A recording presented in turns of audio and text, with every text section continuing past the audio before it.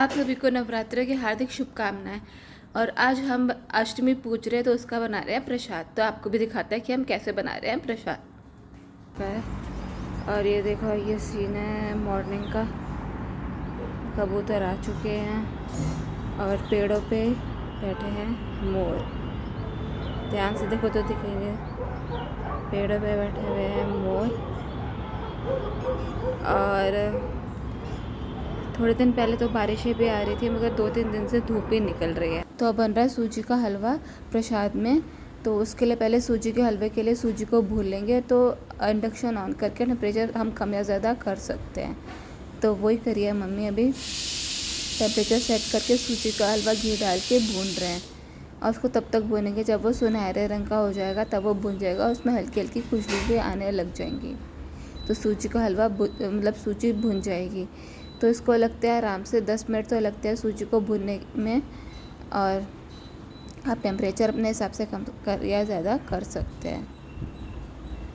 तो अभी सूजी को भूनेंगे और हम घी इसके अंदर और डालेंगे ताकि और अच्छी तरीके से वो भुन जाए सूजी। आप इसको ड्राई रोस्ट भी कर सकते हैं सूजी को, उससे भी अच्छा ही बनता है।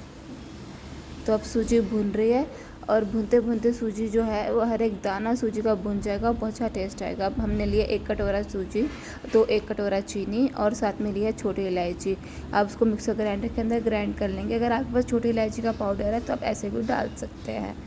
और अब सूजी जो है वो भून चुकी है ऑलमोस्ट। तो इसके अंदर डाल रहे हैं केसर के धागे। तो केसर के धागे आप दूध के अंदर भी डाल सकते हैं, लेकिन अभी भुन जाएंगे केसर के धागे और उसका भी अच्छा स्वाद आता है, इसलिए केसर के धागे डाले हैं।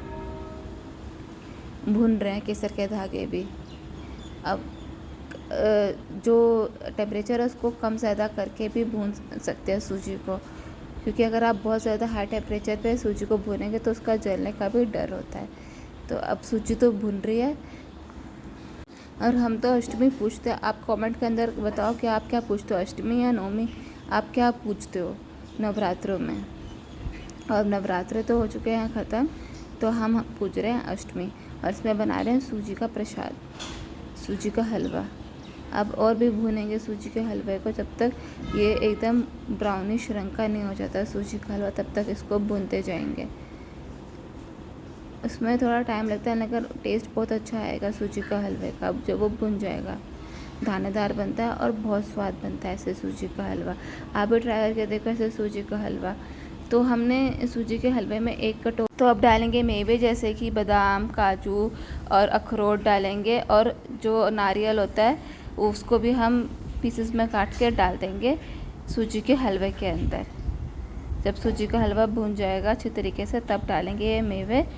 तो ड्राई कोकोनट को कहते हैं खोपरा। तो आप उसको जो है कद्दूकस करके भी डाल सकते हो, लेकिन मम्मी ने इसको काट काट के ही डाला था ड्राई कोकोनट को। आप इसके जगह पे सिर्फ मेवे भी डाल सकते हो अगर आपका ऐसे ही स्वाद अच्छा लगता है तो। और अब डाल देंगे ये मेवे, और साथ में तरबूजा सीड्स भी डाले थे इसके अंदर, उससे भी अच्छा स्वाद आता है सूजी के हलवे में। और इसको भी बोलेंगे। और जब ये रोस्ट हो जाएगा ना सारे मेवे, तो चटकने की आवाज़ आने लग जाएगी उसमें से, तरबूजा सीड्स में से आवाज़ आने लग जाएगी चटकने की। तो मतलब वो भून चुके हैं। अब अच्छी तरीके से ये सब भून चुका है। तो अब इसके अंदर डालेंगे पानी। तो हमने ली थी 1 कटोरी सूजी। तो 1 कटोरी सूजी मतलब 1 कटोरा सूजी, तो 1 कटोरा सूजी के हिसाब से हम इसके अंदर डालेंगे 3 कटोरा पानी। और आप पानी को गर्म करके और उसके अंदर चीनी और छोटी इलायची का पाउडर डाल के गर्म करके भी डाल सकते हो, लेकिन रूम टेम्परेचर ही पानी था तो एक एक करके इसके अंदर 3 कटोरा पानी डाल दिया। और उसके बाद क्या होगा, सूजी फूल जाएगी। और अभी तो हमने पानी डाला क्योंकि हमने इसको गर्म करके पानी के मिक्सचर में पानी में गर्म करके चीनी वगैरह नहीं डाली, तो इसलिए अभी हम 3 कटोरा पानी डालेंगे। उसके बाद चीनी का पाउडर और छोटी इलायची डाल देंगे, उससे भी अच्छा टेस्ट आता है। आप ऐसे भी बना सकते हैं। और आप ये सूजी के हलवे की पूरी रेसिपी मैंने बताई है। और फिर इसके बाद जो भुराई चीनी का वो डाल दिया, और साथ में इसके अंदर छोटी इलायची का पाउडर था वो भी डाल दिया। इसको अच्छी तरीके से मिक्स कर देंगे। और आखिर में इसके अंदर डालेंगे किशमिश।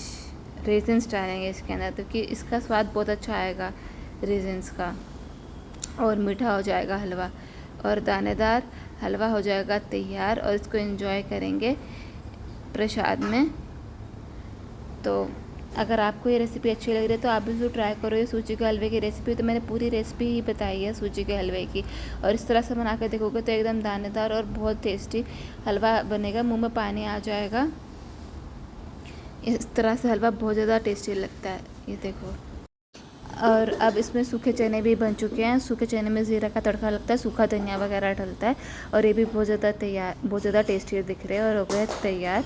और साथ में बन रहे ज़ीरा वाले चावल। तो चावल तो बनाने सबको आते हैं, पानी डाल के ज़ीरा, लौंग और दालचीनी डाल के बनते हैं ये चावल भी। गाइस अब जो प्रसाद है वो रेडी हो रहा है, और प्रसाद रेडी होगा तो दिखाएंगे।